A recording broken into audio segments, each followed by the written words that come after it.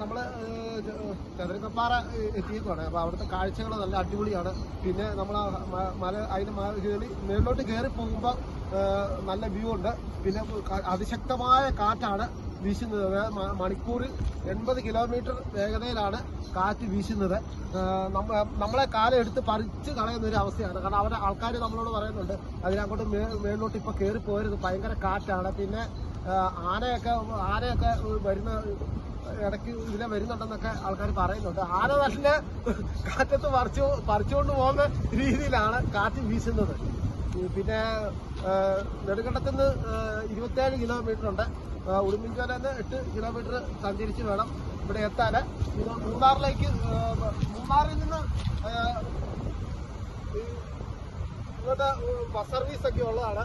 Bus service ഉണ്ടെന്നാണ് പറയുന്നത്. നമ്മൾ പറഞ്ഞു കേട്ടിട്ടുണ്ട്, അവര് ബസ്സുകാർ പറഞ്ഞിട്ടുണ്ടെന്ന്. പിന്നെ അങ്ങനെയുള്ളവരായതുകൊണ്ട് പിന്നെ നല്ല കാറ്റാ വീശും. നമുക്ക് അവിടെ നിന്നുകൊണ്ട് ഒരു കാര്യങ്ങൾ പോലും സംസാരിക്കാൻ പറ്റത്തില്ല. കാരണം അതുപോലെ കാറ്റാണ്. എന്നെ എടുത്ത് പറിച്ച് കളയുന്ന പോലെയായിരുന്നു. ഞാൻ ശരിക്കും പറഞ്ഞത് പിടിച്ചുകൊണ്ട് നിന്നായിരുന്നു വീഡിയോ പരിസരമൊക്കെ ഒന്ന് കാണാൻ പറ്റിയത് അല്ലേ. പിന്നെ അതിൻ്റെ കയറ്റിൽ നിൽക്കുമ്പോഴത്തേക്കും കമ്പം, തേനി ഒക്കെ കാണാം, മുന്തിരിത്തോപ്പുകൾ കാണാം, പിന്നെ കണ്ണിമല കാണാം, പിന്നെ കുറിഞ്ഞു പൂക്കുന്ന സ്ഥലങ്ങളൊക്കെ കാണാം. അതൊക്കെ നമുക്ക് അവിടെ നിന്നുകൊണ്ട് ഇതാണെന്ന് പറയാൻ പോലും പറ്റാത്ത ഒരവസ്ഥയാണ്.